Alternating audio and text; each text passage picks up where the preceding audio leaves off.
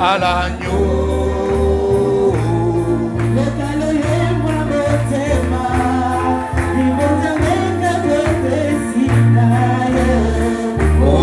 Hosanna à l'agneau.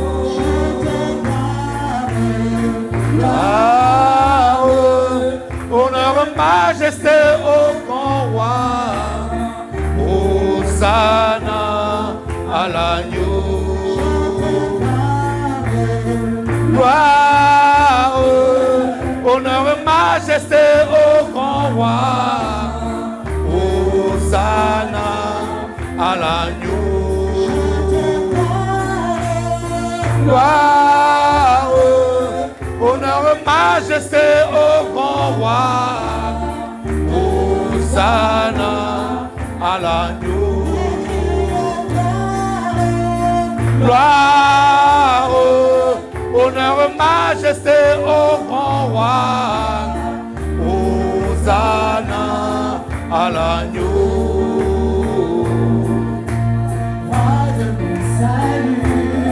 La succédo qui ne tarit jamais.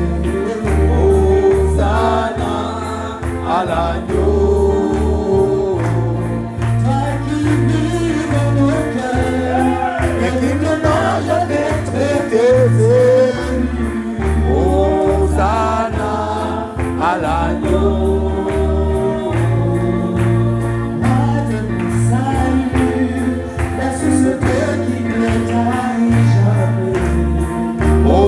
Hosanna à l'agneau. Toi qui vis dans nos cœurs, Hosanna à l'agneau. Gloire, honneur et majesté au grand roi. Hosanna à l'agneau. Gloire, honneur, majesté au grand roi. Hosanna à l'agneau. Gloire, honneur, majesté au grand roi. Hosanna à l'agneau. Tu peux acclamer le Seigneur de grâce.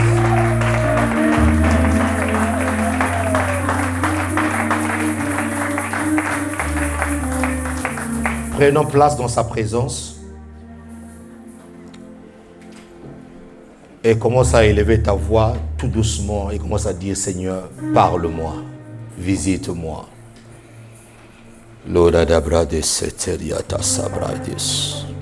Parle-moi, Seigneur. Parle-moi, oh Dieu, sauté Cadiz. Parle-moi, Seigneur de grâce. J'ai besoin que tu me parles. J'ai besoin, Seigneur, que tu arroses mon cœur. J'ai besoin que tu parles, Seigneur, à mon âme. Est-ce que quelqu'un peut élever sa voix et commence à dire: Seigneur, parle-moi? Est-ce que quelqu'un peut élever sa voix et commence à dire au Seigneur: j'ai besoin de toi ce matin, Seigneur? Est-ce que quelqu'un peut élever sa voix et dire au Seigneur: je ne sortirai pas d'ici tel que je suis entré? Seigneur, parle-moi. C'est Adaribre des outils de Braïda. Et Anderebo Seteria. Et Andarabalou Baye. Et Oh, Arabalou Satari Braïda. Oh, Amande Osutakande Katisi. Rebreka Terebra de l'Osuteria Baba Baba. Oh, Landelo Sandelia Galero, Yandere Braigado, Shada de Grandara Baba Baba, Yandere Brodo Seteria Baba Baba, Oh, la de Gaël Seteria Baba, de Bradero. Suivez-moi, s'il vous plaît, suivez-moi. Kera Baba Yandere Brosita, Keriada Baba Baba Yandere Bradero Sotoria de Brad. Est-ce que quelqu'un peut lever sa voix et commencer à dire au Seigneur: Seigneur, j'ai besoin que tu me parles, j'ai besoin que tu me parles, j'ai besoin que tu me parles, j'ai besoin que mon cœur, dis à Jésus, Seigneur, j'ai besoin que tu remplisses mon cœur. J'ai besoin que tu me parles aujourd'hui. J'ai besoin que mon cœur soit rempli de toi.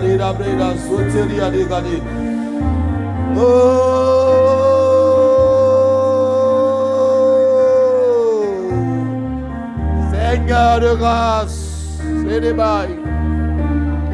Dis à Dieu, Seigneur, visite-moi. Dis à Dieu, Seigneur, visite-moi. Dis-lui, Seigneur, visite-moi. Dis-lui, Seigneur, mon corps est à toi. Dis-lui, Seigneur, j'ai besoin que tu me parles, oh Dieu. J'ai besoin que tu touches ma vie. J'ai besoin, Dieu. Chere la brade le brodo sotoria baba. Laida gatore le brodo sotoria le bros. Leida gayande le brodo sotoria le bra. Ereta katorende rebrega doligedaya. Oh, parle-moi, Seigneur. Dis-lui, transforme ma vie, oh Dieu. J'ai besoin que tu me parles. J'ai besoin, Seigneur, de t'écouter. J'ai besoin que mon cœur s'élève devant ton trône. Caralebro sotoria de brade la seteria. Ah, nous t'adorons.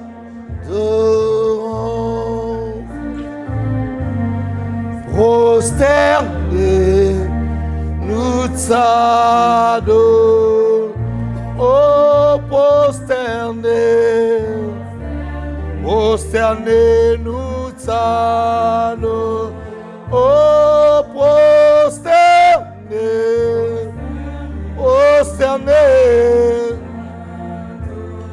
oh, prosterné.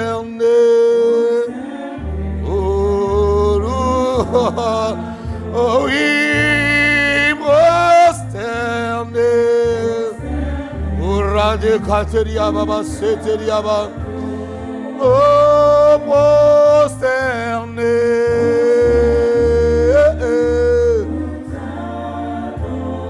Oh, prosterné. Oh, nous t'adorons. Oui, prosterné. Gazubra katayada makotoriaba. Oh, prosterné. Iradakayo de rarababa. Nous te supplions, prosterné. Ah oui, Seigneur. Iraba. Nous te demandons, prosterné. Nagotoria de babo soteriaba. Oh, nous te supplions, prosterné. Alligatoria da baba yenderebro. Oh, prosterné. Ah, Jésus. Oh.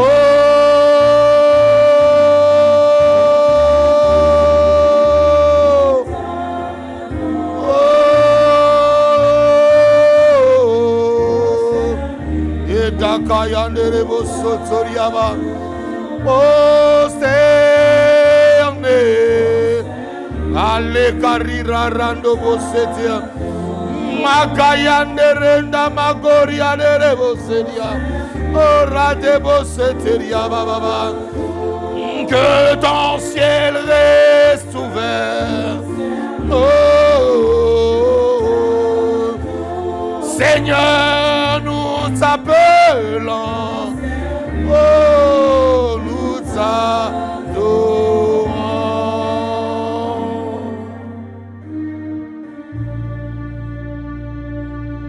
Un autre Dieu, tu es et tu fais le grand. Nous t'aidons.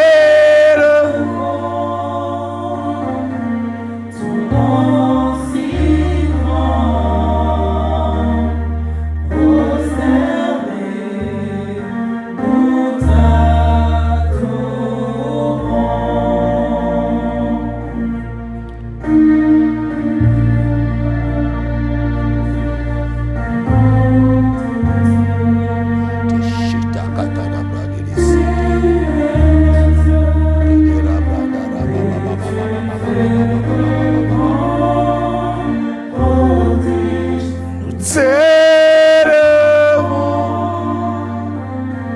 Son nom si nous prosternons nos cœurs, Seigneur. Prosternons nos vies devant ton trône. Oh, merveilleux est notre Dieu.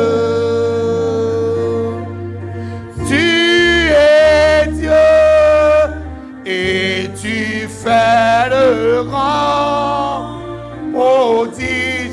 Nous t'élevons. Son nom si grand, prosterné, nous t'adorons.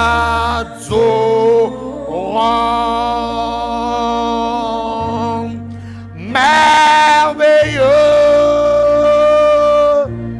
est notre Dieu.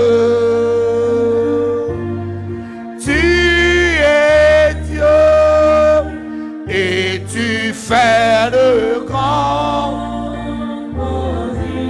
nous élevons ton nom si grand, prosterné, nous t'adorons. Merveilleux est notre Dieu. Tu es Dieu et tu fais de grands prodiges. Nous élevons son nom si grand, prosterné, nous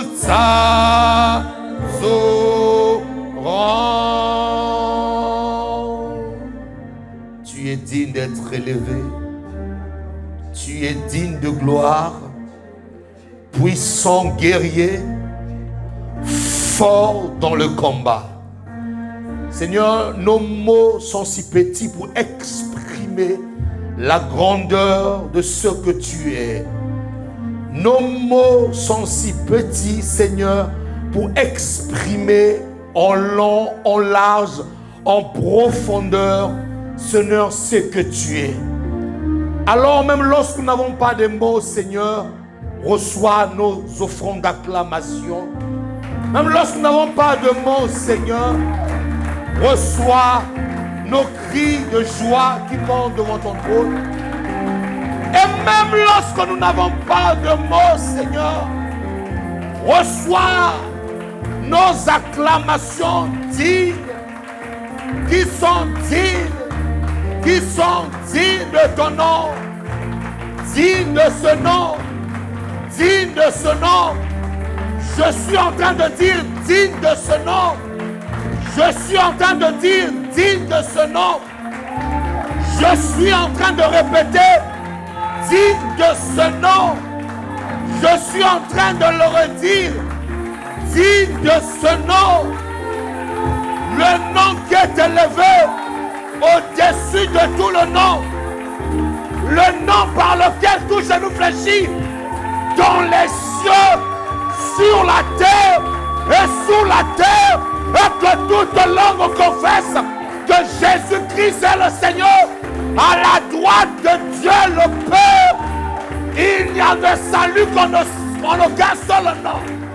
Le nom qui est le médiateur, le nom qui nous ramène au Père, le nom de notre guérison, le nom de notre salut, le nom de notre résurrection, le nom de notre paix, le nom de notre justice, le nom de notre élévation, le nom de notre gloire, l'étoile brillante du matin, le soleil de justice, la force des faibles. Il s'appelle Jésus. Dis avec moi Jésus. Dis avec moi Jésus. Répète avec moi Jésus. Redis-le encore Jésus. Plus haut que ça Jésus. Dis-le encore, Jésus. Oui, tu peux encore l'appeler Jésus. Tu peux encore l'adorer, Jésus. Tu peux encore l'élever, Jésus. Tu peux encore le célébrer, Jésus. Tu peux encore le magnifier, Jésus. Tu peux encore l'acclamer, Jésus. Tu peux encore l'invoquer, Jésus. Et lorsque tu l'appelles, il est parmi nous. Et lorsque tu l'appelles, il te touche. Et lorsqu'il t'appelle, il se manifeste. Et lorsque tu l'appelles, il se glorifie. Oh, qui peut acclamer le roi des rois ici.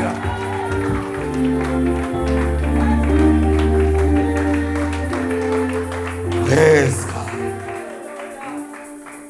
Merci Jésus. Tu es digne d'être élevé. Tu es digne de puissance. Majesté suprême. Assis à la droite de la majesté suprême. Lui qui n'a pas regardé son égalité avec Dieu comme une proie à arracher. Il s'est dépouillé de toute sa royauté. Il est descendu. Il s'est donné la mort.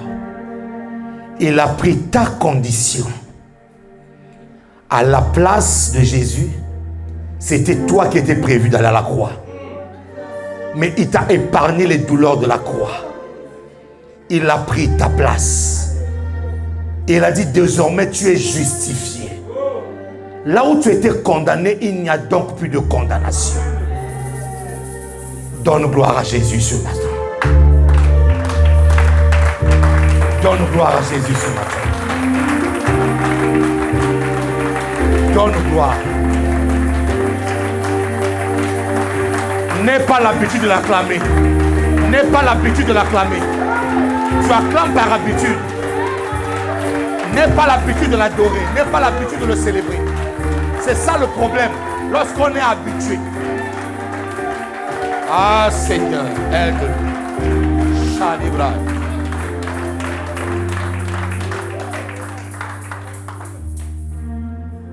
Dis avec moi merci Seigneur de ta présence.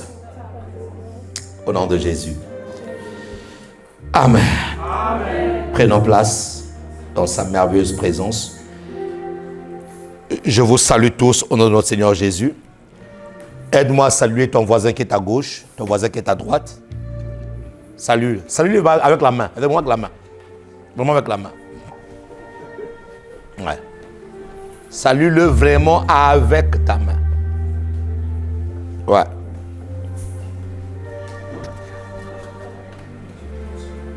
Ouais. Salue-le avec ta main. Merci Seigneur. Amen. Et donc, nous voulons simplement aussi en même temps, excusez-moi, de saluer toutes les personnes qui nous suivent au travers d'Internet. Que Dieu vous bénisse. Et merci de nous faire confiance chaque dimanche. Vous n'êtes pas obligé de vous connecter, mais vous le faites quand même parce que vous croyez en la grâce qu'il y a sur nos vies. Vous croyez en ce que Dieu fait avec nous. Et nous bénissons le Seigneur pour vos destinées. Et j'ose croire encore que ce matin, le Seigneur va se glorifier dans nos vies. Amen.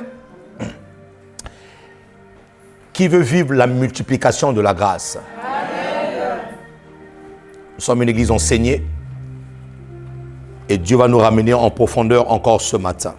Mais avant tout, j'aimerais vraiment insister pour le samedi prochain. Nous avons baptême ici à l'église. Et donc, la Bible dit qu'il y a une grande fête dans le ciel lorsque une âme se convertit. Nous voyons des gens fêter lorsqu'ils ont des diplômes.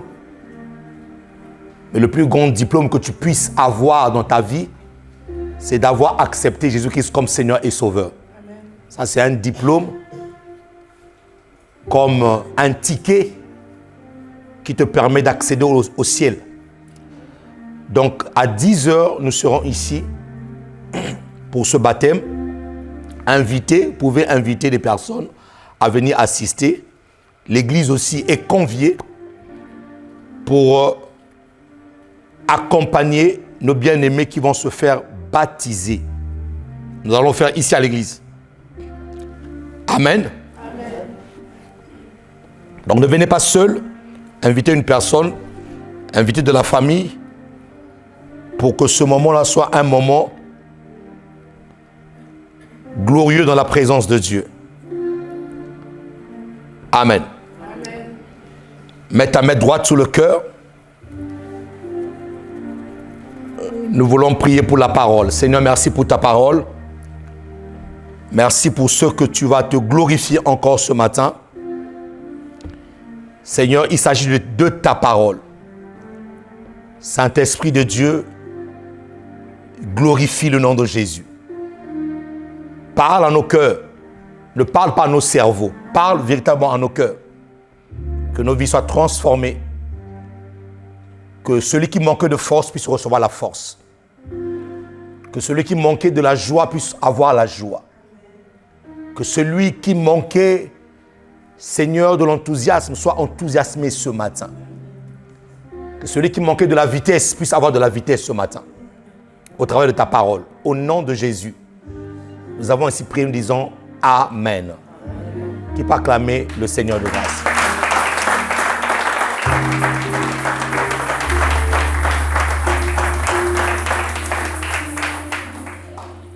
Amen. Ça va, vous allez bien? Très bien. Merci Seigneur. Dis avec moi, la grâce. Pouvez-vous me donner, s'il vous plaît, 2 Corinthiens 4, 13 à 14, le verset que nous avons utilisé le dimanche dernier. Nous sommes en train de parler sur la multiplication de la grâce. Alors, pour les retardataires et les personnes qui suivent mes messages par intermittence, j'aimerais quand même faire un petit rappel que la grâce ici, c'est ça le fardeau d'un enseignant ou d'un pasteur. Un bon pasteur, lorsqu'il prêche ou lorsqu'il enseigne, il doit toujours faire de la sorte que toute l'église soit au même niveau. Et c'est ça le challenge. C'est pour ça que des fois, vous allez voir dans l'église, il y en a qui évoluent, il y en a qui sont à ce niveau-là, il y en a qui sont à 15, il y en a qui sont encore à 10, parce qu'il y en a qui se font le plaisir d'écouter le pasteur symphorien par intermittence. Et donc, lorsqu'ils arrivent au milieu du message, et ils n'arrivent pas à saisir au fait la pensée du message parce que c'est pour ça que on nous a facilité la tâche. On nous a donné des médias, on nous a donné Internet, on nous a mis YouTube, on nous a mis toutes ces choses-là. Quand tu loupes un culte de grâce, ta destinée te supplie. Va écouter. Va écouter. Va écouter parce que le message de Dieu est comme un puzzle. Lorsque tu le reçois, tu dois recevoir tout le message. Qui me l'amène. C'est très important. Et c'est pour ça que les apôtres ont écrit. Ils ont écrit parce que c'était important pour nous d'avoir un support qui nous permette justement de pouvoir revoir, relire les récits, les événements, ce que Dieu a fait avec son peuple, avec son Église. Donc, il est très important de réécouter les messages. Combien ici réécoutent le message du pasteur symphorien dans la semaine? Sois sérieux avec toi-même. Hein. Sois pour moi sérieux avec toi-même. Voilà. Même pas la moitié de l'église. Samuel disait ceci. Là, vous me donnez envie de changer ma prédication de ce matin. Samuel disait ceci. Je ne laissais tomber aucune parole de Dieu. Ta transformation ne sera valable que lorsque la parole écrite dans la Bible devienne chair avec ta chair, devienne âme avec ton âme, fasse sang avec ton sang. C'est pour ça que Josué, la Bible déclare dans le livre de Josué, la Bible ne nous dit pas de lire la Bible, mais de méditer. Vous devez apprendre à méditer sur les paroles, à méditer sur les révélations. À quel moment une révélation t'affecte? Lorsque tu rumines cette révélation, lorsque tu restes, Dieu t'a parlé, lorsque Dieu te parle, il touche ton cœur.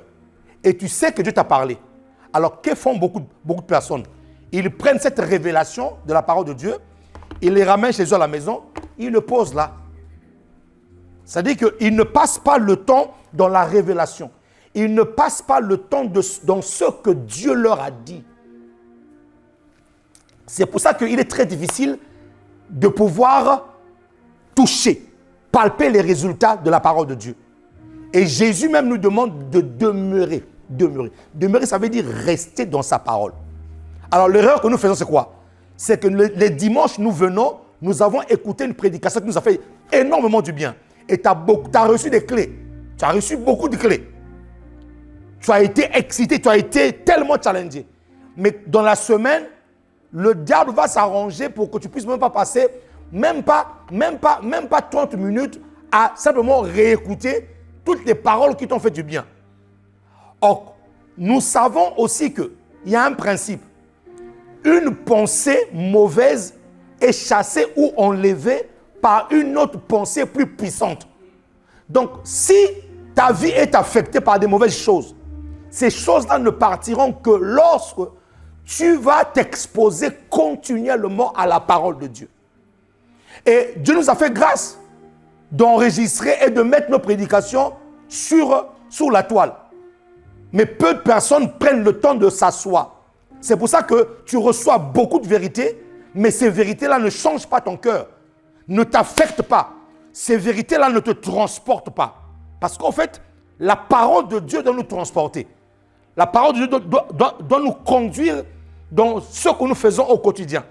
Mais si toi, tu ne restes pas, si tu ne demeures pas, si tu ne rumines pas, tu ne ressasses pas ces paroles, ça sera une vérité que tu auras entendue, certes, mais cette vérité-là ne produira pas de résultats parce que tu n'es pas resté près du courant d'eau. Vous voyez?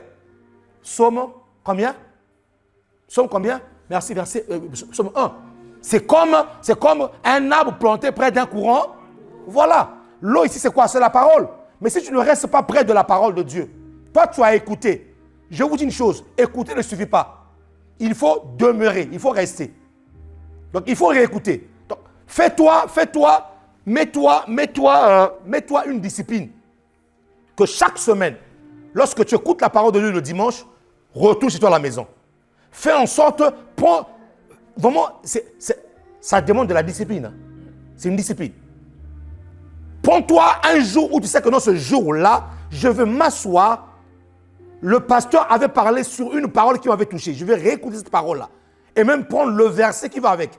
Je veux méditer sur ça. Je veux faire en sorte que cette parole, que ça s'aille dans mon cœur, sous le trône de mon cœur. Et que des pensées qui venaient, des pensées qui m'empêchaient d'atteindre cet objectif-là, qu'à cause de cette parole que j'ai entendue, que cette parole vienne me faire entrer finalement dans ma destinée. Qui me dit amen ici là? Il faut que tu le fasses.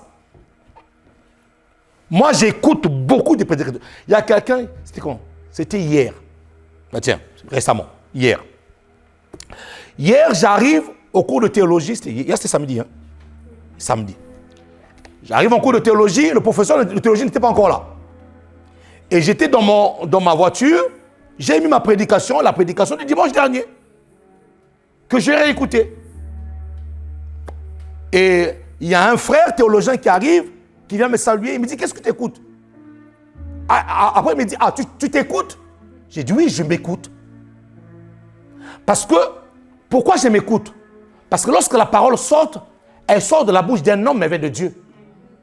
Donc, quand je vous prêche, je me prêche sur moi-même, en fait. Et pourquoi je me réécoute? Au fait, ce n'est pas que je me réécoute, j'écoute Dieu.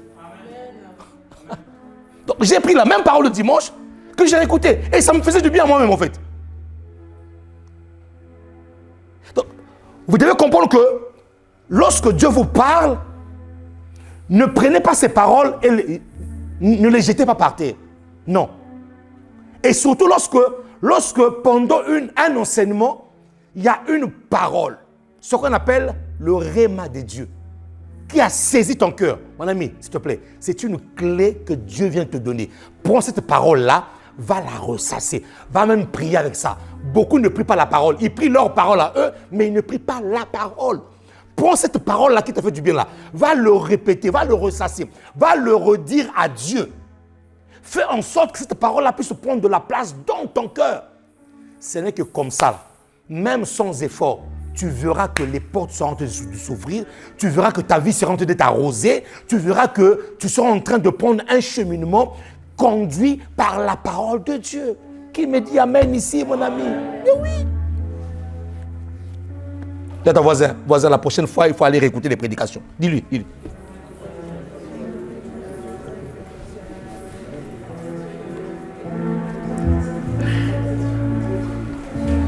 Et le diable a peur d'une personne qui passe du temps avec la parole de Dieu. Oui, il a peur. Les amis, le monde dans lequel nous nous trouvons fonctionne avec l'information. Si tu n'as pas l'information, tu n'avances pas. Partout, c'est l'information. Tu veux faire quelque chose, tu as besoin d'une information. Alors, nous avons l'information des informations. Amen. Donc, quand tu as cette information qui est la parole de Dieu, mon ami, tu ne peux pas le négliger. Impossible. Non. Tu ne peux pas prendre la parole de Dieu et laisser la parole de Dieu à part. Et c'est comme ça que les enfants de Dieu se comportent. Ils ont l'or, ils ont le diamant, ils ont toutes les clés. Mais vous allez voir, ils vont prendre les clés de Dieu, ils déposent les clés de Dieu, ils vont utiliser leur propre clé à eux-mêmes, leur propre méthode. C'est pour ça que nous échouons. C'est pour ça que nous échouons. Parce que nous n'avons pas compris que la parole de Dieu est la clé par excellence. Dis à ton voisin, apprends à écouter les messages. Apprends à écouter les messages.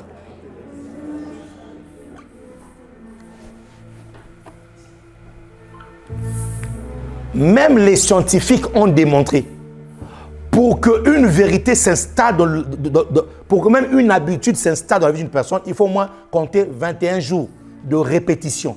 21 jours non-stop en train de répéter la même chose. C'est comme ça que même le monde a compris ça. Bon, toi, tu écoutes la parole que le dimanche, tu prends la parole, tu laisses la parole et tu reviens. Il y en a qui ont ouvert leur Bible seulement aujourd'hui. Il y a des chrétiens qui ont ouvert leur Bible seulement aujourd'hui. Et il y a même des chrétiens qui n'ouvrent jamais leur Bible. Bon, ça c'est bien, hein? Mais ça aussi, des fois, ça nous cause des problèmes. Ça empêche des gens à ouvrir leur Bible. Des fois, la technologie a des bons côtés, mais des mauvais côtés aussi. Donc la personne n'a jamais ouvert sa Bible parce que, bon, on va à l'église, on projette sur le mur, sur l'écran, tout le monde regarde. Ça aussi c'est un sérieux problème, ça. La technologie. Ah ouais, c'est un sérieux problème, ça. Qui me dit amen? Je sens dans mon cœur ceci, mon ami. Les clés que Dieu te donne, lorsque Dieu te parle par révélation, ne l'écoute pas qu'une seule fois. Non. Elle ne s'installera pas dans ta vie qu'une seule fois. Parce que tu as écouté une seule fois. Non. Ressasser la parole. Ressasser, c'est méditer, c'est ruminer, c'est prendre, tu marches, tu renvoies, jusqu'à ce que ça puisse prendre, que toutes les vitamines soient essorées, que toutes les vitamines entrent dans ton corps et commencent à produire des résultats qu'il faut. Qui me dit amen ici, là?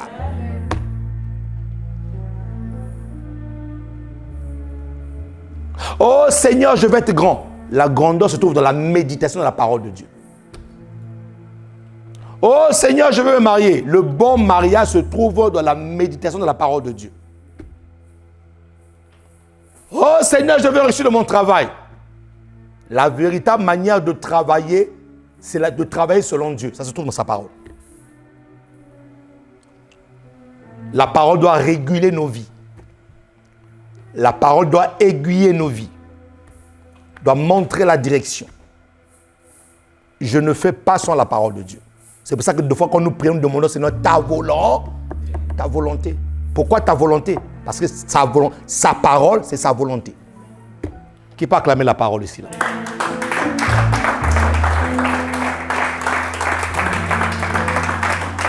« 2 Corinthiens 4, 13 à 14. Et comme nous avons le même esprit de foi qui est exprimé dans cette parole, dans cette parole, le même esprit de foi qui est exprimé dans cette parole de l'écriture, j'ai cru, c'est pourquoi j'ai parlé. Nous aussi, nous croyons et c'est pour cela que nous parlons. Verset 14, sachant que celui qui a ressuscité le Seigneur Jésus nous ressuscitera aussi avec Jésus. Avec. Dis-moi, c'est un mystère. Tu n'étais pas là lorsque Jésus était en train d'être crucifié et ressuscité, mais l'apôtre Paul dit dans Galates 2:20, j'ai été crucifié avec lui. Pourquoi? Parce qu'avant que tu viennes sur la terre, le jour où tu es venu sur la terre, c'était le jour de ta manifestation. Mais avant ta manifestation, tu existais en Dieu. Tu existais en Dieu. Toute l'humanité existait en lui. Donc la crucifixion de Jésus-Christ signifie que tous ceux qui devaient croire en lui devaient aussi être crucifiés. Ça va? Est-ce que ça va? Amen. Et nous fera paraître avec vous en sa présence, car, verset 15 dit, car tout cela arrive à cause de vous, afin que la grâce, en se multipliant, fasse abonder à la gloire de Dieu. La grâce, en se multipliant, fasse abonder à la gloire de Dieu les actions de grâce d'un plus grand nombre. Pas une seule personne, pas deux personnes, pas trois personnes. Dieu a à cœur de toucher les nations. Les nations doivent être touchées par Dieu. Et nous avons dit que multiplier, c'est augmenter. Pléonasme, caractère de ce qui est, de ce qui se répète, mais en augmentant, en avançant, en montant d'une manière exponentielle. Qui me dit amen? Amen. Caractère de ce qui est répétitif. Dieu répète sa grâce tous les jours. Et c'est quoi la grâce? La grâce n'est autre que le don de Dieu lui-même pour la vie de l'homme. Jean 3,16, car Dieu t'a tant aimé le monde qu'il a donné le don de Dieu. Dieu a donné son Fils. Alors quand on parle du Fils, on parle du Père. Les écrits de Jean nous disent que celui qui m'a vu a vu le Père. Le Père est en moi et moi je suis dans le Père. Le Père est en moi, je suis dans le Père. Philippe, tu cherches le Père? Si tu m'as vu, tu as vu le Père. Donc la grâce, c'est Dieu lui-même donné à l'humanité pour récupérer la divinité qui a été perdue. La grâce, c'est Dieu lui-même donné à l'humanité pour restaurer l'homme. Parce que le problème de Dieu, c'est l'homme. Le problème de Dieu, ce n'est pas Satan. Le problème de Dieu, c'est l'homme. Pourquoi l'homme? Parce que c'est avec l'homme que Dieu, en quelque sorte, c'est avec l'homme, en quelque sorte, que Dieu a partagé la gouvernance. Psaume 116, verset 15. Les cieux sont les cieux de l'Éternel, mais la terre, il a donné au Fils de... Dis-moi, la terre, il m'a donné la terre. Ah, pourquoi est-ce que Dieu partage la gouvernance du cosmos avec l'homme? Parce que dans l'homme est mis le Dieu. En l'homme est mis Dieu. En l'homme, il y a la divinité de Dieu. C'est pour ça que tu ne pourras jamais gouverner. Lorsqu'on commence à parler de la gouvernance, lorsqu'on commence à parler de l'autorité, il y a deux puissances qui agissent. Soit c'est Dieu, soit c'est Satan. Soit c'est Dieu, soit c'est Satan. Et donc, si Dieu donne à l'homme de gouverner, c'est parce que l'homme est divin. Donc la grâce est venue tout simplement pour restaurer, rétablir l'homme dans le divin de Dieu. Et lorsque ce divin-là est rétabli, Dieu a en face de lui comme un miroir. Dieu se voit au travers de toi. Dieu se voit au travers de nos vies. Lorsque je prêche ici, là, c'est comme si c'est Dieu lui-même qui prêchait. Lorsque je voyage, c'est comme si Dieu voyageait. Lorsque je parle à une personne que je conseille, c'est comme si Dieu conseillait au travers de moi. La grâce est le don de Dieu. C'est Dieu lui-même habitant dans l'homme qui me dit Amen ici, là. Très bien. Et donc, nous avons dit que si la grâce se multiplie, ça veut dire qu'elle peut atteindre des niveaux inestimables. la grâce qui se multiplie peut atteindre des dimensions. Il ne faut jamais te limiter parce que la grâce a des niveaux que tu ne connais pas. Nous sommes, au fait, le Saint-Esprit est en train de me dire que la grâce nous introduit dans une position d'explorateur. Nous devenons comme des explorateurs de Dieu. Lorsque nous avons trouvé une vérité, lorsque nous avons vécu une manifestation de la grâce de Dieu dans ma vie, cette grâce ne s'arrête pas là. Ce n'est pas parce que toi tu as vécu une portion de grâce que la grâce s'est limitée. Non. Dieu nous met, c'est pour ça que la Bible déclare qu'avec lui, nous ferons des exploits. Vous voyez, la grâce fait des exploits. Dis avec moi, la grâce fait des exploits. Voilà, la grâce fait des exploits. Ça veut dire que lorsque tu as connu une grâce dans un domaine, cela ne s'arrête pas là. La grâce fait de toi un explorateur. La grâce fait de toi une personne qui continue toujours à chercher d'autres niveaux de Dieu, d'autres positions, d'autres grâces.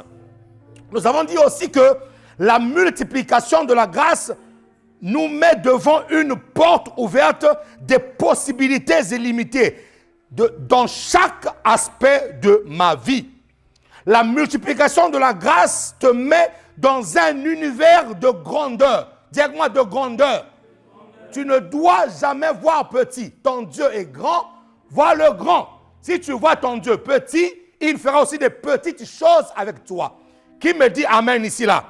Donc la grâce me met dans un univers de grandeur. Parce que nous avons dit que cette grâce se multiplie.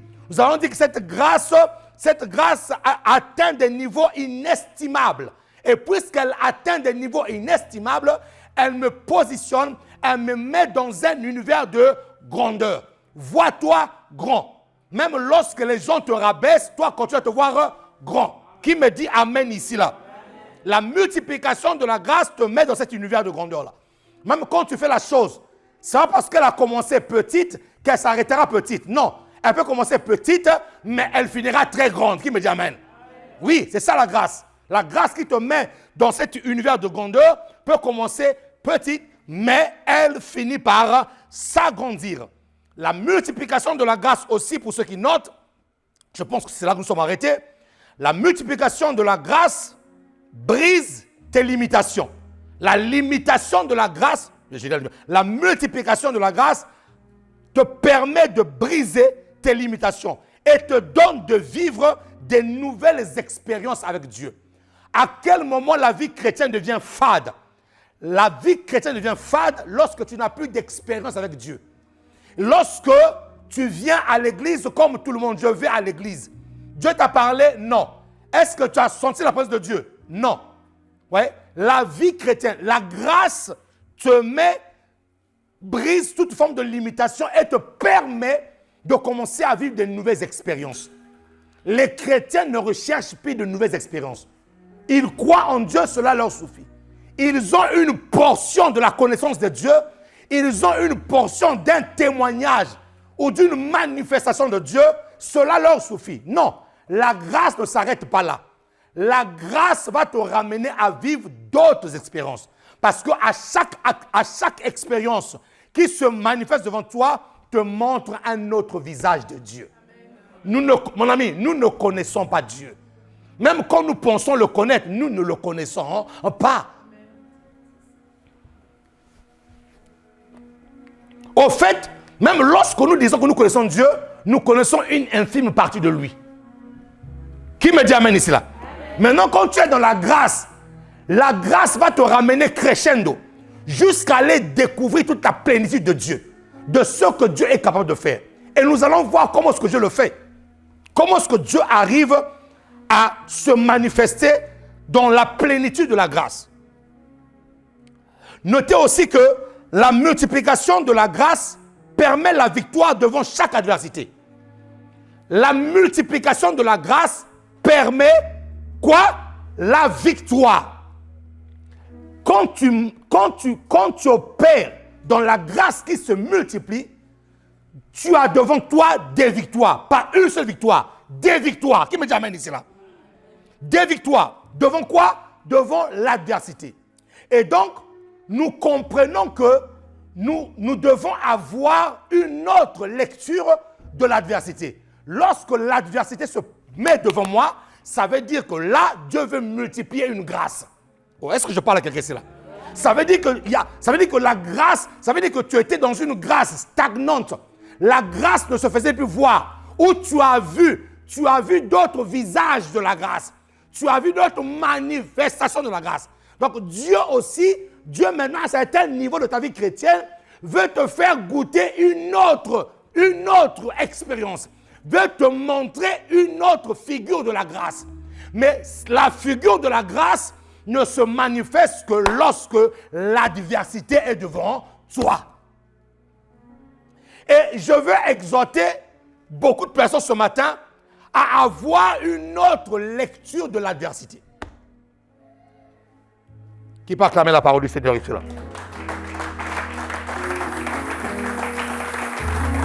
La multiplication de la grâce permet la victoire devant chaque adversité. Car chaque adversité est le signe. Chaque adversité dans ta vie, chaque chose qui t'empêche d'avancer, chaque chose qui t'empêche de voir l'horizon, chaque chose qui t'empêche d'accéder, de mettre ta main et de prendre, chaque chose qui te limite, chaque chose qui t'empêche d'aller au-delà, ces choses-là sont le signe qu'une grâce doit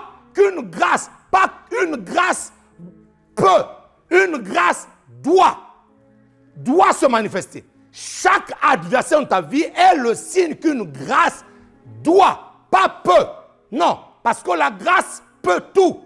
La grâce peut tout. Donc, quand l'adversité se présente devant toi, ce n'est pas que la grâce peut, elle doit se manifester. Elle doit se manifester. Nous parlons là de la multiplication de la grâce. Donc, lorsque tu vois l'adversité, cela est un signe. Cela est le signe. Cela est le signe. Alors, c'est en ce moment-là que beaucoup de Dieu pleurent. C'est en ce moment-là que nous avons des langages du genre « Papa, toi-même, tu sais ». Mais en fait, lorsqu'on dit à Dieu « Toi-même, tu sais », il sait quoi? C'est là où nous avons des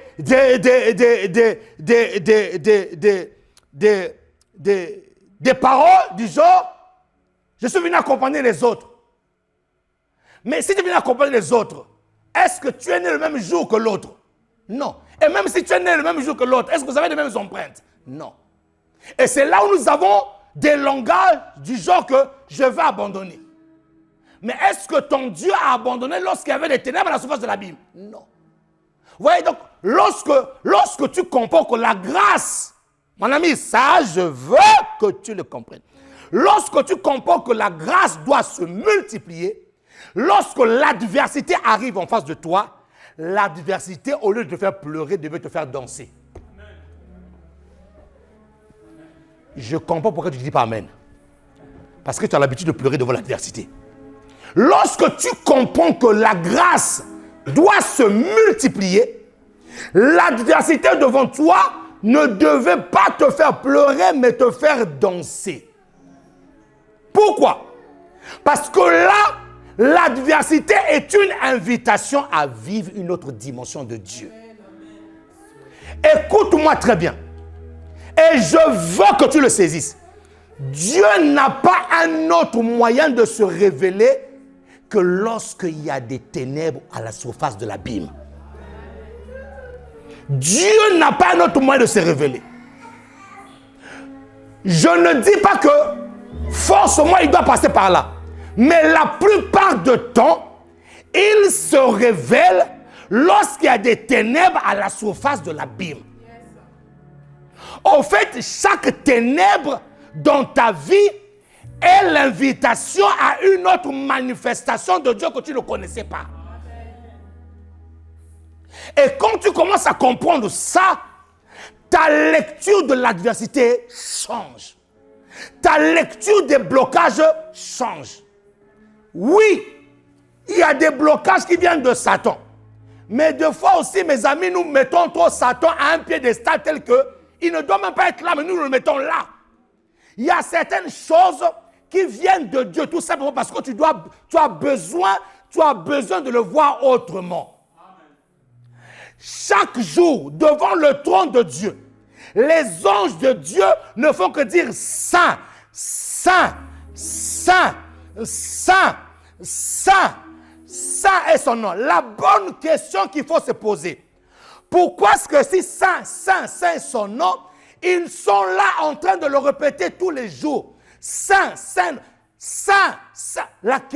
La bonne question qu'un enfant de Dieu devait se poser, il ne se lasse pas de dire Saint, Saint, Saint, Saint, Saint, Saint, Saint, Saint, Saint, Saint. Moi, en tant qu'humain, mon ami, si j'ai en face de moi la même chose, et que je veux que dire Saint, Saint, à un moment donné, ça va me lasser, parce que je sais déjà comment la chose est. Je le sais déjà. Donc, ça ne m'impressionne plus. Et même quand je dirai ça, mon sein là n'aura pas d'impact parce que ça ne m'impressionne plus. Or, l'exégèse dit ceci, que lorsqu'ils disent Saint, Saint, Saint est son nom, c'est parce qu'à chaque saint qu'ils disent, c'est une facette de Dieu qu'ils voient. Donc quand ils disent Saint, vous voyez un peu les couleurs de l'arc-en-ciel. Les couleurs de l'arc-en-ciel est le signe de la pluralité de Dieu. Les couleurs de l'arc-en-ciel est le signe que Dieu est différent et que Dieu n'agit pas tout le temps pareil. Les couleurs de l'arc-en-ciel prouvent que Dieu a plusieurs facettes, Dieu a plusieurs manières. Yahweh, Rapha. On peut en place Elohim. On va plus loin. Shaddai. On monte encore. Jireh. On va plus loin. Adonai. Mais pourquoi tous ces noms-là? Yahweh.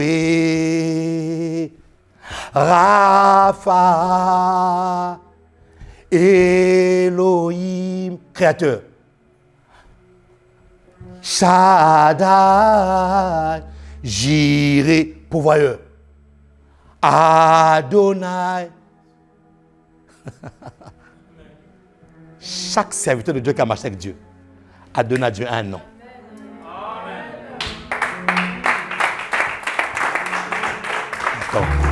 Attends. Faut pas acclamer juste pour acclamer, écoute.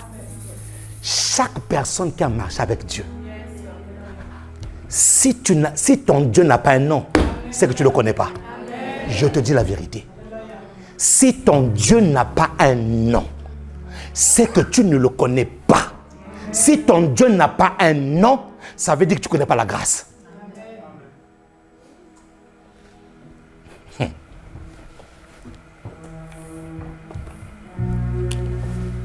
Dis, voisin, quel est le nom de ton Dieu?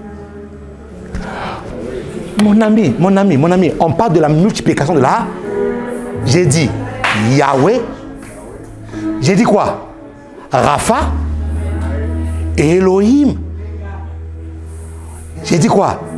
Shaddai, Adonai.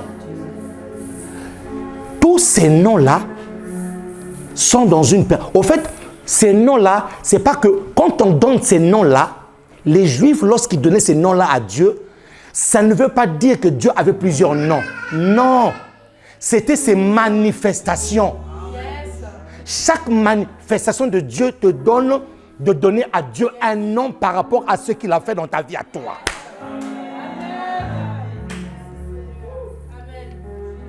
Nous sommes entrés dans une religiosité où nous sommes là en train de dire comme Abraham, Jéhovah Jireh.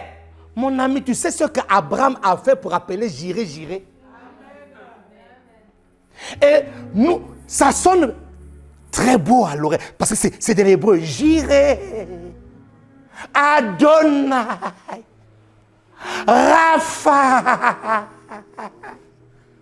Mon ami, pour que Abraham dise Jireh, le pourvoyeur, providence, celui qui est la providence, il a fallu qu'il obéisse à quelque chose. Abraham se dit, j'ai atteint l'âge où je n'ai plus la force de faire ngolo dans la cage. Mais comment aurais-je une progéniture? Parce que le chemin, c'est cela.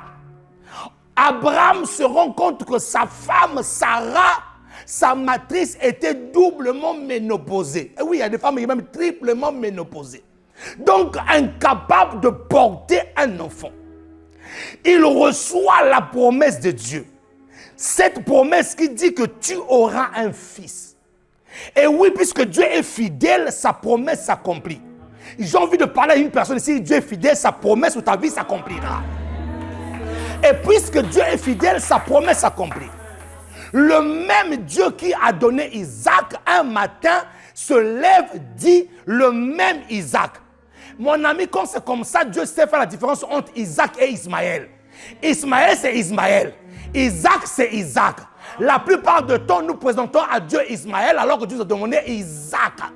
Il a dit celui que tu aimes. Parce qu'il sait que dans le cœur d'Abraham, Isaac avait une place de choix dans son cœur. Dieu te demandera souvent ce qui te fait mal. Dieu te demandera souvent ce qui te fait mal. Et donc Abraham se rend compte qu'il est en train de me demander ma progéniture. Il est en train de me demander celui par qui la promesse de Dieu va s'accomplir. Il est en train de me demander celui par qui je vais avoir un peuple derrière moi. Et il obéit finalement à la voix de Dieu. Il va au mont Moriah, au lieu où Dieu l'avait indiqué. Il ramène l'enfant et même l'enfant lui pose la question, Père, voici le bois, voici le feu, mais où est l'agneau pour l'holocauste? Et il dit le Dieu, providence, pourvoyeur, il se pourvoira lui-même. Au fait, il se pourvoira lui-même, c'est car Dieu a tant aimé le monde qu'il a donné. Ça, il se pourvoira lui-même, ça veut dire quoi? Dieu sait, ça veut dire que c'est la grâce distributrice, la grâce qui s'est distribuée, qui s'est donnée au monde. Et lorsqu'il monte sur le mont Moriah, Abraham veut élever sa main pour égorger l'enfant. Il entend la voix de Dieu lui dire, Abraham, ne fais pas du mal à cet enfant, car maintenant je sais que tu m'aimes. Donc lorsque Abraham dit j'irai, il n'est pas en train de dire j'irai pour simplement danser. Vous dansez sur j'irai, mais lui n'a pas dansé sur j'irai. Quand il disait j'irai, il avait la douleur dans son cœur quand il disait j'irai. Qui me dit amen ici là? Quand il disait j'irai, il avait de la douleur. La douleur, celle de perdre un enfant, l'unique fils de la promesse. Et donc on disait j'irai, toi tu le dis parce que tu n'es pas à la place d'Abraham. Mais Abraham, ce n'était pas facile pour lui de vivre ça. Qui me dit amen ici là? Alors, la grâce devait se multiplier. Mais comme la grâce devait se multiplier, il a fallu une autre facette de Dieu à ce niveau-là. Le Dieu qui lui a dit, sors de ta patrie, n'était pas le même Dieu qui lui a dit, donne ton fils. Ah! Le Dieu qui lui a dit, sors de ta patrie, était le Dieu de sa foi, était le Dieu de son appel. Le Dieu qui t'a appelé ne pense pas qu'il restera tout le temps le Dieu de l'appel. Non, non. Il est capable d'être le Dieu qui t'a choisi. Il est capable d'être le Dieu qui va te permettre qu'on puisse te vendre. Il est le même Dieu qui est capable de te retrouver dans un trou. Il est le même Dieu qui est capable de te ramener dans une prison. Il est le même Dieu qui enfin est capable de faire que tu arrives devant le trône de Pharaon et dire que non, je vais gouverner l'Égypte. Le problème, c'est que nous sommes souvent restés au premier visage de Dieu. Dieu a plusieurs visages. Et toi, tu n'en connais qu'un. Et lorsque l'adversité arrive, c'est Dieu qui t'invite à le découvrir autrement. Qui peut acclamer le Seigneur ici là? Qui peut acclamer le Seigneur ici là? J'ai envie de dire à une personne ici là, cette maladie n'est pas à la mort, c'est pour que le nom de l'Éternel soit glorifié. Est-ce que je parle à quelqu'un ici là?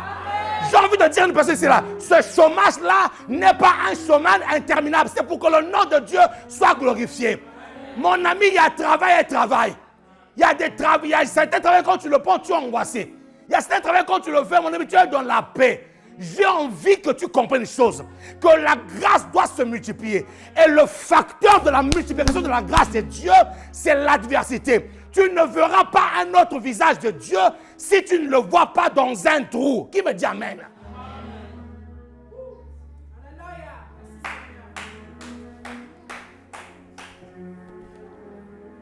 Nous disons la multiplication de la grâce, mais nous devons comprendre le mécanisme par lequel la grâce se multiplie. C'est pour ça que tu ne peux pas prendre le nom d'adoration de quelqu'un d'autre et en faire ton adoration. Non, non, non. Tu ne connais pas ce que la personne a vécu. Quand la personne dit Rapha, la personne sait que non, il a été opéré à plusieurs reprises. Donc quand tu dis Rapha, même le Rapha qui dit là a du poids devant Dieu. Nous citons des mots. Celui qui est sorti de l'alcool, mon ami, celui qui est sorti de la drogue, il sait que Dieu l'a guéri. Donc quand il dit Rapha là, il voit dans quel état il était. C'est pour ça que même notre adoration et notre louange n'affectent pas le ciel. Ça nous fait le ciel parce que notre louange n'a pas de substance. Notre louange n'a pas de contenu.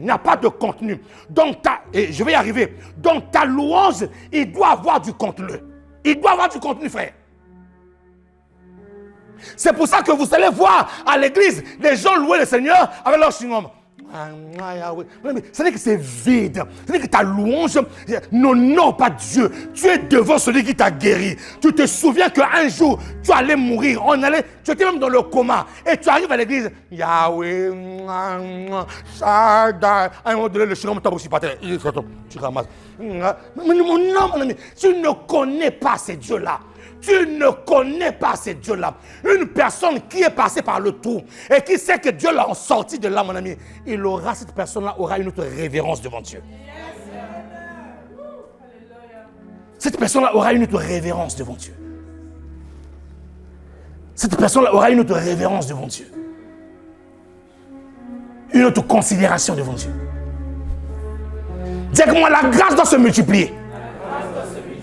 Dis que moi, la grâce doit se multiplier. Mais le chemin par lequel souvent il se multiplie, mon ami, c'est l'adversité. C'est l'adversité. N'ayez pas peur de l'adversité. Vous voyez au travers de l'adversité le visage de Dieu qui va apparaître. N'ayez pas peur de ces choses. Mon ami, n'ayez pas peur que même un sorcier va te dire que non, tu verras. Dis aussi toi si tu verras. N'ayez pas peur quand tu dis que non, mon entreprise va fermer. Justement, on te ferme l'entreprise, on te licencie pour que tu ailles ouvrir ta pauvre entreprise toi-même. Ah oui! N'ayez pas peur de ces choses-là. Parce que la grâce doit se multiplier. Et le plus souvent, nous pensons que la multiplication de la grâce se fera selon nos méthodes. Non. Dieu a ses méthodes. Dis-moi, Dieu a ses méthodes. Dis encore, Dieu a ses méthodes. La multiplication de la grâce permet la victoire devant chaque adversité, car chaque adversité est le signe qu'une grâce doit être activée. C'est le signe qu'une grâce doit être activée.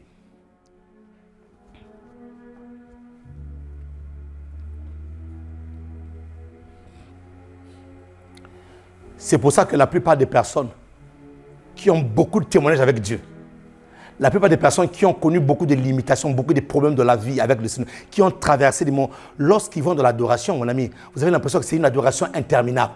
Pourquoi? Parce qu'il y a beaucoup de noms de Dieu qui montent dans leur tête. Il y a beaucoup de noms de Dieu. Il y a beaucoup de noms. Il était mon pourvoyeur, il était mon guérisseur, il était ceci. C'est mon ami, tu peux prendre 1 heure du temps en train de dire seulement à Dieu ce qu'il est, ce qu'il est, ce qu'il est, ce qu'il est, ce qu'il est, ce qu'il est, ce qu'il est. L'adoration, c'est pas la musique qu'on nous chante ici le dimanche. Non, non, c'est pas l'adoration ça. Ça, c'est l'accompagnement de l'adoration. C'est pas l'adoration. C'est pour ça que lorsque les chants sont fatigués ou les chants ne pas, toi si tu es là, tu attends. Mais tu attends qui? C'est pas l'adoration. Ça, c'est la musique accompagne l'adoration. La vraie adoration se fait même sans musique. Parce que c'est l'élan du cœur. Tu sais ce que Dieu a fait dans ta vie. Tu sais, mon ami, qui est musique ou pas musique, j'adore mon Dieu. Je l'adore. Je l'adore. Je l'adore. Quand tu dis Rapha là, ça c'était des noms d'adoration. Quand on dit Jireh, c'était des noms d'adoration. Dieu de justice, Tikenu, c'était des noms d'adoration. Parce qu'ils ont vu Dieu, ils ont vu une facette, ils ont vu une image de Dieu. Alors si toi tu fais les expériences de Dieu, si tu fais les expériences, mon ami, tu n'auras pas de mots. C'est pour ça que lorsqu'on adore le Seigneur, tu n'as pas de mots et tu cherches même des mots. Mais une personne qui a du vécu avec Dieu ne cherche pas des mots pour adorer Dieu. Non, mon ami, il ne cherche pas des mots. Dis comment la grâce doit se multiplier. Dis encore, la grâce doit se multiplier. Oui.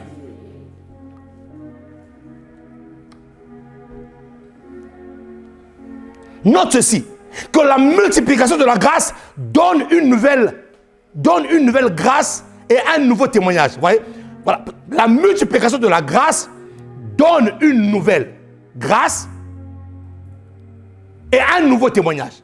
Donc, en fait, cette grâce-là n'est pas celle que tu as vécue. Non. C'est pour ça que je dis nouvelle grâce. Elle te donne une nouvelle grâce et en même temps, elle te donne un nouveau témoignage. C'est la grâce renouvelée. Vous voyez? La grâce qui se renouvelle. Qui peut acclamer la parole du Seigneur?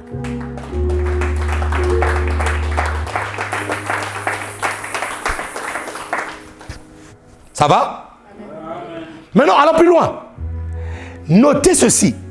Les éléments actifs de la multiplication de la grâce. Lorsque la grâce veut se multiplier, quels sont les éléments qui activent la multiplication? Quels sont les éléments qui activent la multiplication? Oui, la grâce va se multiplier, mais qu'est-ce qui pousse? Quel est l'élément catalyseur? Quel est l'élément qui vient provoquer cette multiplication? Redonne-moi, merci, tu as bien fait de garder ce verset. La première chose, regardez, car, reviens s'il te plaît, viens le premier verset 13 s'il te plaît. La grâce, quels sont les éléments qui activent la multiplication de la grâce? Et comme nous avons le même esprit de foi, dis-moi premièrement, le même esprit de foi. L'esprit de foi et la foi sont deux choses différentes. L'esprit de foi, c'est un état. L'esprit de foi, c'est une attitude. L'esprit de foi, c'est une manière d'être. La Bible déclare, car, et comme nous avons le même esprit de foi. Donc, pour que la grâce se multiplie dans ta vie, écoute-moi très bien, tu ne dois pas avoir la foi de temps en temps. Tu dois être dans l'esprit de foi. Alors, en prenant le mot esprit, je vais t'expliquer qu'un esprit ne meurt pas. Un esprit, c'est pour ça que Jésus à la croix, quand même son corps était en train de le lâcher, même lorsqu'il mourait dans son corps, il a dit à son Père, entre tes mains, je remets mon esprit. Et donc, nous sommes ici dans des corps, comme j'ai dit. Lorsque nous mourrons, nos esprits retournent vers Dieu en attendant le jugement. Donc, un esprit ne meurt pas. Un esprit vit pour toujours. Maintenant, comme disait un prédicateur, le tout dépend de là où tu finiras ta vie. Est-ce au paradis ou est-ce en enfer? Mais c'est bien sûr que tu ne mourras pas, tu vivras là. Donc, un esprit ne meurt pas. Et donc, quand je dis qu'un esprit ne meurt pas, nous sommes en train de comprendre l'importance de ce que l'apôtre Paul a entendu aux Corinthiens. Il dit, et comme nous avons le même esprit de foi. Ça veut dire que quand tu as un esprit de foi, ça veut dire que la foi en toi ne peut pas mourir. La foi en toi ne peut pas faillir. La foi en toi ne peut pas être diluée. Pourquoi? Parce qu'on parle d'un esprit de foi. La grâce se multiplie lorsque une personne garde cet esprit de foi. Dis-moi, Seigneur, je te prie, ce matin, je veux garder l'esprit de foi. l'esprit de foi, mon ami, c'est un état. C'est une attitude. Une attitude qui ne dépend pas des circonstances. Une attitude qui ne dépend pas de ce que je vis. Vous voyez, il y a des personnes qui, lorsque ça va bien, leur foi monte. Lorsque ça va mal, leur foi aussi baisse. Ça, ce n'est pas l'esprit de foi. L'esprit de foi est un état. En fait, l'esprit de foi est comme un caractère. A, la lettre A reste A, que ce soit en France, que ce soit aux États-Unis, que ce soit à Londres, même si l'appellation change, mais ça reste A. C reste C, B reste B. Même si l'appellation change, mais le caractère en lui-même ne change pas. Donc une personne qui a un esprit de foi, cette personne-là est constante dans sa foi. La personne ne change pas. Même lorsque les situations sont contraires devant lui, la personne reste dans l'état. Bon, je vois que c'est vrai que quand je vous parle comme ça, là, vous allez dire, ah, pasteur, c'est bien de dire ça, ce que tu dis là, mais parce que tu ne connais pas. Mais non, mais quand tu dis que parce que tu ne connais pas là, ça veut dire que tu es en train de limiter Dieu. Parce que là, on parle d'un esprit. Un esprit qui est en fait, un esprit qui t'anime. Un esprit qui devient comme une source. Un esprit qui devient comme une source qui t'alimente constamment. Et la Bible déclare que lorsque nous voulons avoir la multiplication, pourquoi est-ce qu'à un moment donné, on a l'impression que la grâce se multiplie, la grâce stagne, la grâce, c'est parce qu'il y a des moments, au fait, cette oscillation-là, ce sinusoïdal-là, prouve qu'à un moment donné, il y a eu des moments où tu n'étais pas dans l'esprit de foi. Écoute-moi très bien. L'esprit de foi ne signifie pas que tu vas résoudre tous les problèmes d'un coup. Non. L'esprit de foi signifie que même quand la chose est là, ça ne bouge pas. Moi, je ne change pas, je continue à croire. L'esprit de foi ne veut pas dire que la chose a été résolue. Non, ce n'est pas ça l'esprit de foi. L'esprit de foi me dit que même si la chose n'a pas été résolue, moi, je continue à garder ma foi. C'est ça l'esprit de foi. Qui me dit amen ici là? Et donc, pour que la grâce se multiplie, nous comprenons que l'esprit de foi devient comme un robinet qui relâche la multiplication. Lorsqu'elle est fermée, la grâce ne se multiplie plus. Lorsqu'elle est constamment ouverte, et même quand je ne vois pas, mais je sais que dans le monde spirituel, il y a un mouvement qui se passe. Je sais que dans le monde spirituel, il y a des choses qui se font. Est-ce que vous savez qu'il y a des choses que vous avez en 2023, mais ces choses-là ont commencé à être préparées et être mises en route depuis 2021. Mais vous voyez la manifestation en 2023. Mais c'est à cause de l'esprit de foi. Puisque tu continues à croire. Même la nature nous a montré que, mon ami, entre le ciel et la terre, il y a quand même une distance. Donc laisse les choses arriver. Ou soit, ce n'est pas le temps de Dieu. Mais tu restes, même quand ce n'est pas le temps de Dieu, moi je continue à maintenir l'esprit de foi. Qui me dit amen ici là? Donc il y a des choses que tu as aujourd'hui, mais au fait, mais c'est parce que tu as gardé cette même foi et tu as vu la manifestation au temps fixé de Dieu. Qui me dit amen ici là? Qui me dit amen ici là? Donc la multiplication de la grâce, même quand tu ne vois pas la chose se manifester, cela ne veut pas dire que la grâce, non, voilà, cela ne veut pas dire que la grâce ne se multiplie pas. Non, mais dès l'instant où je sais que je suis dans la foi et que je garde cet esprit-là, même quand je n'ai pas encore vu, je sais que la grâce est en train d'être multipliée dans ma vie. Ça va? Le problème avec ton voisin, c'est que ton voisin reste dans la dimension de voir. Dans la dimension charnelle, il doit toucher. Or, si tu comprends que ce que je touche là est d'abord né dans l'esprit, tu comprends que même quand je n'ai pas touché, mais dans l'esprit, je sais. Ça va?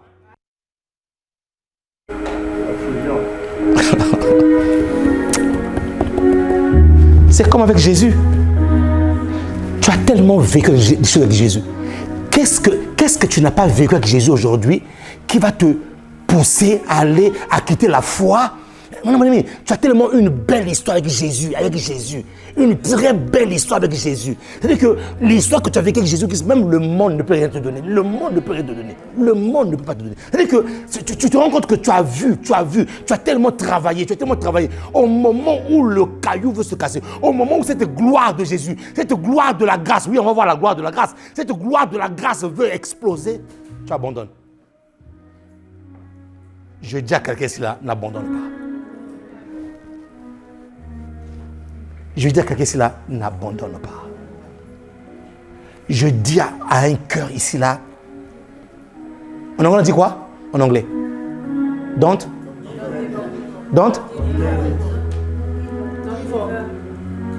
Bon.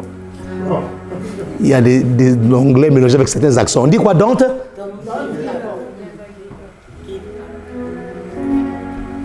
N'abandonne pas. N'abandonne pas. Tu es à la porte où tu vas voir la grâce se multiplier. N'abandonne pas. Qui peut acclamer le Seigneur de grâce?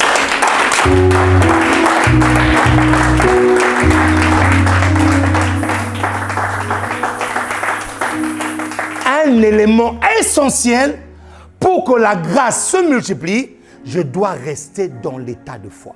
C'est ce que la Bible parle, c'est ce que la Bible dit lorsqu'il parle d'Abraham. Abraham ne considéra point. C'est-à-dire qu'Abraham était resté dans un état de foi, dans un esprit de foi. Puisqu'il n'a pas considéré son état, et Dieu a fait quoi? Dieu a fini par ramener Isaac. Vous voyez, c'est-à-dire que quand tu es dans l'esprit de foi, tu ne considères plus les situations en face de toi. Quand tu es dans l'esprit de foi, la chose est là, mais tu ne la considères pas. Abraham, lorsqu'il a reçu la promesse, mon ami, il était encore stérile. Abraham, lorsqu'il a reçu la promesse, il était encore stérile. Tu as reçu la promesse de la guérison, mais tu es encore malade. Tu as reçu la promesse de partir, mais tu es encore là. Tu as eu la promesse d'avoir un enfant, mais tu es encore stérile.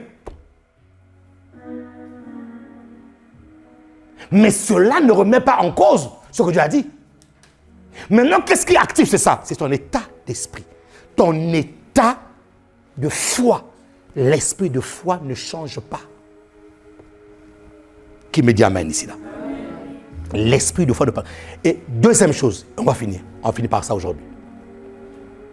Et comme, non, s'il te plaît, reste là. Et comme nous avons le même esprit de foi qui est exprimé dans cette parole de l'Écriture, j'ai cru, c'est pourquoi j'ai parlé. Celui qui a l'esprit de foi parle. À quel moment la grâce se multiplie? Il y a des situations où la grâce veut se multiplier, la grâce n'attend que seulement que tu puisses pas parler. Celui qui a l'esprit de foi ne reste pas passif. Celui qui a l'esprit de foi parle. Il parle parce qu'il a cru. Il a cru en quoi? Il a cru en la parole. Qui croit en la parole ici là? Si tu crois en la parole, tu dois parler la parole. Tu dois parler. Beaucoup de chrétiens, et ça maintenant, je veux t'enseigner quelque chose et je veux que tu notes ça. Beaucoup de chrétiens prient Dieu pour leur situation, mais peu parlent à leur situation. Beaucoup prient Dieu pour leur situation, mais peu parlent à leur situation. Ça va? Je pense que j'ai déjà expliqué ça ici là. Quand tu pries Dieu pour ta situation, tu es dans une relation verticale. Tu demandes à Dieu d'agir. Tu dis, papa, agis. Oui, il y a une dimension de foi en cela. Mais quand tu commences à parler à ta situation, c'est pour ça que j'ai dit que Dieu honore la foi. Quand tu commences à parler à ta situation, tu ne demandes plus à Dieu d'agir, mais tu te mets dans la position de Dieu. Tu te mets dans la position du divin. Si lui, il parle pour que les choses changent, moi aussi, je dois parler pour que les choses changent. Proverbe dit ceci. La langue est un argent de choix. La langue, ta langue est un argent de choix. Donc, Proverbe dit que, c'est l'écriture des Proverbes, il dit que la langue est comme un argent, est comme de l'argent. Et avec de l'argent, tu as le choix. Avec de l'argent, tu peux acheter un vêtement. Avec de l'argent, tu peux acheter ce qui est bon ou ce qui est mauvais. Et la Bible déclare que la vie et la mort sont au pouvoir de la langue. Mon ami, je ne comprends pas certaines méthodes chrétiennes où les chrétiens du XXIe siècle, ils viennent de confesser que Dieu est bon. Il a confessé que Dieu est bon une seule fois dans la journée ou 2 fois dans la journée. Et lorsqu'il sort, Satan connaissant sa position dans la foi, il sait que celui-là, il est faible dans sa foi. Il ramène devant lui. Ah mon Dieu, je veux que tu comprennes ça. Il ramène devant lui une situation. Au lieu de continuer à confesser que Dieu est bon, qu'est-ce qu'il va faire? Il va commencer à dire, finalement, moi je ne comprends plus rien. Il a dit Dieu est bon 2 fois. Mais il a dit, moi je ne comprends plus rien de cette situation au moins 15 fois. Entre le 15 et les 2 fois là, qui a gagné l'autre? Répondez-moi mes amis. Vous voyez le drame?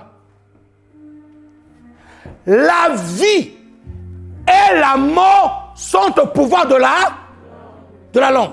Et la langue est un argent de choix. Ça veut dire que ce qui t'arrive dépend de ce que tu confesses de ta bouche. J'ai cru, alors j'ai parlé. Ça veut dire que ça commence par la foi. Si, ah mon Dieu, je veux que tu saisisses cela. S'il n'y a pas la foi, ce que je vais dire dans ma bouche ne sera pas un langage de foi. Alors quand c'est comme ça, tais-toi. Ne dis rien du tout. Parce que les paroles que tu libères dans l'atmosphère peuvent être servies par Dieu ou par Satan. Je préfère une personne qui n'a pas la foi et qui se tait qu'une personne qui n'a pas la foi qui commence à dire tout et n'importe quoi. Tu es en train de polluer ta propre vie. Car la langue est un argent de choix. Tu as dans ta bouche le choix de réussir ou de ne pas réussir. Il y a des choses pour lesquelles, mon ami, Dieu n'est pour rien. Jésus a dit sur la croix que tout est accompli. Donc c'est à toi et moi de rentrer dans le tout est accompli de Jésus et de confesser ce que Jésus-Christ a fait. Qui me dit amen ici, là? Et ça, il faut que tu comprennes ça. Tu as confessé qu'il est bon. Bon. Tu vas chez toi. Ah, vraiment, Seigneur, tu m'as abandonné. Tu viens d'annuler la première parole où tu disais qu'il était bon. Alors, quand tu sais que ton esprit n'est pas excité, quand ton esprit n'est pas excité dans la foi, ne fais pas sortir des paroles de grâce. Tais-toi, reste tranquille. Attends lorsque ton esprit sera excité de foi, alors commence à dire des choses pour ta destinée. Est-ce que je parle à quelqu'un ici là? Si tu vois que ton esprit, ton état d'esprit n'est pas prêt à manifester la foi, mets même des choses de louange, mets des choses d'adoration. Commence à créer autour de toi l'atmosphère propice où ton esprit sera excité de foi. Crée l'atmosphère. Crée l'atmosphère. Commence à chanter. Commence à louer. Commence à adorer. Et commence à rappeler à Dieu les victoires que tu as eues auparavant. Commence à lui rappeler, mon ami, ton état d'esprit, c'est en train de changer. En fait, c'est comme si tu es en train de chauffer ton esprit. Tu chauffes ton esprit. Pourquoi? Parce que la mort et la vie sont au pouvoir de la langue.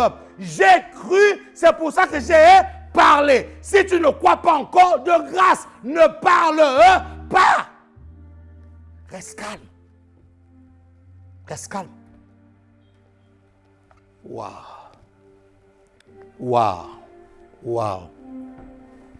Seigneur, merci. C'est comme des flots.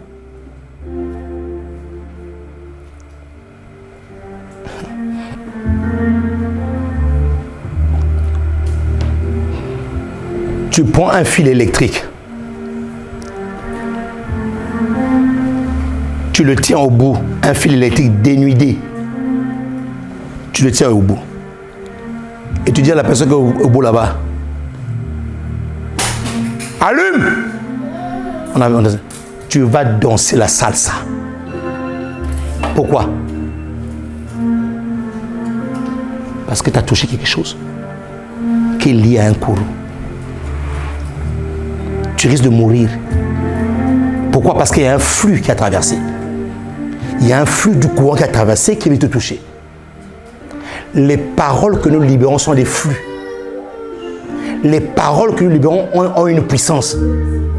C'est pour ça que quand tu n'as pas cru, ne dis pas, ces mêmes paroles-là peuvent se retourner contre toi et te détruire. Au fait, les paroles sont des semences. Il y a deux mains ouvertes pour recevoir la sémence. Soit c'est la main de Dieu, soit c'est la main de l'ennemi. Mais ce qui est sûr, c'est qu'une parole, c'est une sémence. Lorsque tu la sors avec foi pour une situation, Dieu requiert cette parole. Et Jésus dit qu'il en soit fait selon ta. Qu'il en soit fait selon ta. Parce que lui, il a recueilli là. Mais quand tu dis ça va pas aller. Il y en a même qui ont des expressions du genre, ah je suis mort, ah je suis mort, ah je suis mort. Mais tu vas mourir. Tu vas mourir. Lorsque tu es dans l'esprit de foi, écoutez-moi très bien, je dis quelque chose. Lorsque tu opères dans l'esprit de foi, tu ne dois pas avoir une légèreté de langage. Amen. Fais attention. Les chrétiens sont devenus tellement légers dans leur langage. Mais ils ne savent pas que lorsqu'ils décalent les paroles là, ce sont des flux. Ce sont des flux qui vont sortir, mais qui risquent de te détruire toi-même. C'est pour ça qu'il a dit, j'ai cru, j'ai parlé. Donc, si je suis dans un flou et que je n'ai pas cru, je ne parle pas. L'esprit de foi parle lorsqu'elle a cru. Et c'est comme ça que la grâce se multiplie. Plus tu libères les paroles de foi, plus tu es en train d'exciter à la grâce de se multiplier. Plus tu libères les paroles de foi, plus tu es en train d'exciter la grâce de se multiplier. Mais quand tu libères des mauvaises paroles sur ta vie, tu es en train d'atteindre, tu es en train d'étouffer la grâce. La grâce de Dieu ne peut pas se multiplier lorsqu'un homme, une femme ne fait que faire sortir des mauvaises paroles de sa vie. Mais tu es le produit de ce que tu finis par déclarer, de ce que tu confesses de ta bouche. Dis-moi, Seigneur Jésus, change mon langage. À dater d'aujourd'hui, je veux croire et ensuite parler. Qui peut acclamer le Seigneur de grâce?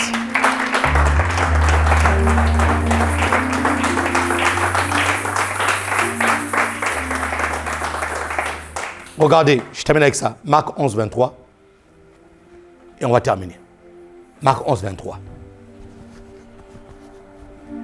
Nous sommes là dans le mécanisme de voir comment est-ce que la grâce se multiplie. Elle se multiplie là parce que je suis dans un état. Je suis dans un esprit de foi. Et quand je suis dans un esprit de foi, je vois qu'en ce moment-là, ma foi n'est pas vacillante. Attention, je vais libérer une parole. Mais cette parole-là risque de se retourner contre moi lorsqu'elle n'était pas faite dans la foi. Elle risque de m'engloutir. Elle risque de me détruire moi-même. Donc j'attends le moment où mon état d'esprit sera tellement excité de la foi pour que je puisse déclarer des paroles de foi. Je vous le dis en vérité, si quelqu'un dit à cette montagne, ôte-toi de là et jette-toi dans la mer, et s'il ne doute, ça rejoint 2 Corinthiens comme je l'ai dit tout à l'heure. J'ai cru, j'ai parlé. S'il ne doute, point. Ça veut dire que s'il doute, il ne pourra pas faire déplacer la montagne. S'il doute dans son cœur, la montagne ne se déplacera pas. Et s'il ne doute point en son cœur, mais croit que celui qu'il dit, est-ce que c'est Dieu qui a dit? Mon ami, aidez-moi à prêcher. Est-ce que c'est Dieu qui a dit? Ce qu'il dit arrive, il le verra ça. Mon ami, savez ce verset-là? Ce verset-là était un verset qui nous met à la position de Dieu. Ce verset-là est un verset qui te met dans une position où tu ne pries pas. Tu ne demandes pas à Dieu de faire, mais où toi, tu commences à opérer comme Dieu. S'il ne doute point, on n'a pas dit s'il ne doute pas, parce que ne pas douter, c'est douter de temps en temps. Point. Point ici te met dans l'esprit de foi. S'il ne doute point, ça te met dans un état où tu restes constant, même si la montagne ne s'est pas encore déplacée. Mais tu restes constant. S'il ne doute point, pas, ne pas. Point, dis-moi, point. Elle lui déclare, mais crois que ce qu'il dit arrive, il le verra. La Bible n'a pas dit il le voit. Je veux que vous puissiez comprendre la parole. Je veux que vous puissiez comprendre la parole. C'est-à-dire que même, des fois quand vous lisez la Bible, lisez la Bible calmement. La Bible n'a pas dit il le voit. Il le ramène dans un futur. Je ne sais pas si c'est un futur proche, un futur lointain, un futur immédiat. Je ne sais pas. Mais ce qui est sûr, c'est que si je l'ai déclaré à 11h15, à 11h16, c'est un futur, mais un futur immédiat. Donc, si la Bible dit il le verra, ça veut dire que, oh mon Dieu, ça veut dire que ce que j'ai déclaré n'a pas encore atteint son objectif. Et qu'est-ce qui fera que ce que j'ai déclaré continue à marcher? Ah mon Dieu, je finis avec ça mes amis et je veux que tu saisisses ça. Mon objectif, John viens ici là, rapidement, John, on finit avec ça. Tu es mon cobaye. Vraiment, salut nation, comprenez la parole et comprenez ce que Dieu vous dit ce matin. John est ma parole. John, tu es ma parole. Amen. Mon objectif, c'est toucher ce poteau blanc. Mes paroles, Natin Diote, Zonga. Oh, Makarabro, Seteria Kabayanda Bassad. Voyez les paroles indisciplinées. On ne l'a pas envoyé là, mais la parole parle déjà tout seul. Parole, reste là. Oui. John est ma parole. Mon objectif, c'est toucher ce poteau blanc. John avance de 2 pas. Va toucher ce poteau, avance de 2 pas. La Bible déclare, j'ai envoyé la parole. Et la Bible dit, s'il ne doute point. Ça veut dire quoi? Aussi longtemps que la personne reste dans un état, dans un esprit de foi, la parole va continuer à faire quoi? Hein? Est-ce que non, John, retourne. Est-ce l'église comprend ça? J'ai envoyé ma parole. Il ne doute point. Il le verra s'accomplir. Pas il le voit maintenant. Il le verra s'accomplir. La parole est envoyée.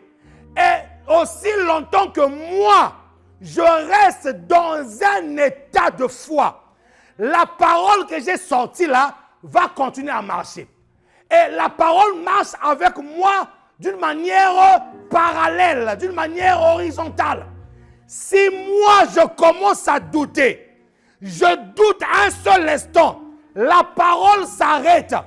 Combien de chrétiens n'ont pas vu l'objectif, n'ont pas atteint l'objectif parce qu'ils ont commencé à douter. Leur parole s'est arrêtée. Or que si moi je reste dans l'esprit de foi et que je continue à croire, la parole ne s'arrêtera pas. Elle va continuer à marcher aussi longtemps que je crois. Touche. Lorsque ma parole touche le poteau, c'est moi qui ai touché le poteau. Amen.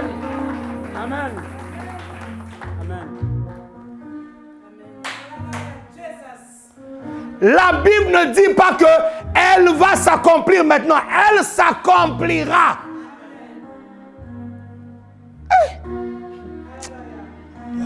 John, merci. C'est-à-dire que moi, ça m'a fait du bien cette parole-là. Ça m'a encouragé, en fait, ça m'a encouragé. Ce n'est pas Dieu. Ce n'est même pas un sorcier qui peut arrêter la parole de Dieu. Comment est-ce qu'un sorcier peut arrêter la puissance de la parole? La puissance, mon ami, la parole est comme une bombe atomique. Lorsqu'elle sort, même un sorcier ne peut pas arrêter ça. Arrêtez de rentrer dans les combats spirituels qui n'ont rien à voir. Change ton mindset, change-moi ta mentalité, change-moi ta mentalité, change-la, change ta mentalité, change ta mentalité. Et j'ai compris pourquoi est-ce que Dieu disait, elle s'accomplira. Dieu dit, elle s'accomplira. Dieu ramène l'objectif dans le futur. C'est pour voir ton état de foi. C'est pour voir ton état de foi. Parce que dans cet état de foi-là, il va avoir des pots de bananes. Il va avoir des coques à jambes. Il va avoir des jalousies. Il va avoir des blocages. Mais Dieu dit aussi longtemps que tu es dans l'état de l'esprit de foi.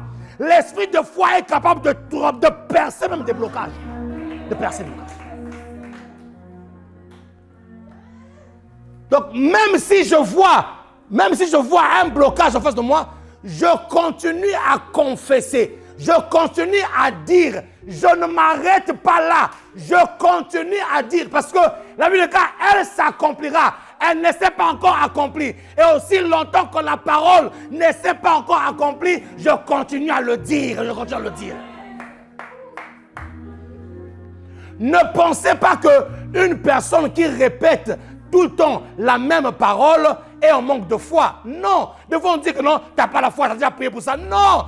Il est en train de dire ce qu'il sait. Il est en train de dire pour que la parole continue à marcher jusqu'à atteindre. Aussi longtemps que je ne l'ai pas vu, je vais répéter la même prière jusqu'à ce que je verrai la parole. Le simple fait de répéter une prière prouve que tu as la foi et que tu crois que la prière va marcher. Ce n'est pas forcément l'incrédulité. Hein. Non, non. Des fois, on pense que c'est l'incrédulité. Des fois, ce n'est même pas l'incrédulité. Je crois que ça va marcher. Lève-toi là où tu es et acclame le Seigneur.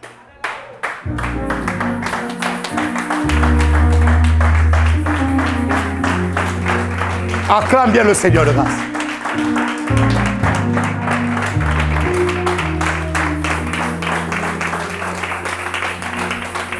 Répète après moi, Seigneur Jésus, la parole de foi que j'ai relâchée ou que je vais commencer à relâcher ne s'arrêtera pas. Elle atteindra l'objectif. Au nom de Jésus, je veux continuer à croire, car la promesse est au futur et je le verrai s'accomplir. Et je le verrai s'accomplir au nom de Jésus-Christ. Les saints disent Amen et acclament le Seigneur. Merci. Nous passons à la table du Seigneur rapidement. Mon ami, ça c'est des secrets, ça. Ça c'est des secrets des vainqueurs. C'est les secrets des victorieux. C'est les secrets des personnes qui voient la gloire de Dieu. Ouais. Qui continuent à croire, même lorsqu'ils n'ont rien vu. Passons à la table du Seigneur rapidement, s'il vous plaît.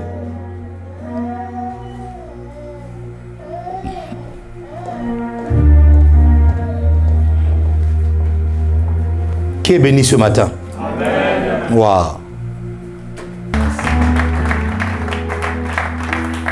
Amen.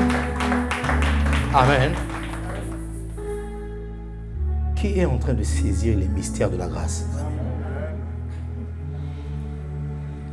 Je prie que cela puisse changer ta dimension spirituelle. C'est ma grande prière. Que ta dimension spirituelle change. Ouais. Que tu quittes l'étape du bébé spirituel. Que tu commences à opérer vraiment comme un youos dans la foi. Comme un adulte dans la foi. Amen. Est-ce qu'il y a des personnes qui sont venues ici nouvellement? Lève simplement ta main là où tu es. Nous voulons bénir Dieu pour ta vie. Nous voulons acclamer Dieu pour ta destinée. Oui, oui, oui, oui, oui, oui, oui. Plus que ça, plus que ça, plus que ça, plus que ça, plus que ça. Plus que ça. Amen. Que Dieu soit béni. Que Dieu soit béni. Alléluia. Que Dieu soit béni. Bénissons le Seigneur pour votre présence, ma soeur.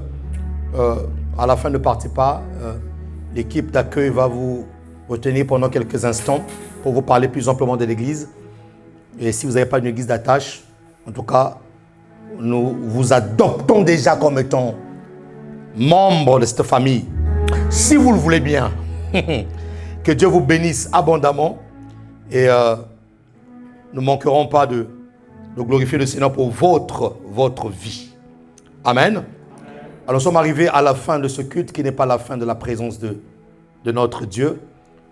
Toutes les personnes qui avaient fait leur vœu, leur offrande, qui avaient fait la promesse de leur offrande sacrificielle, ne l'oubliez pas, pensez-y, et puis que le Seigneur se souvienne de vous. Amen.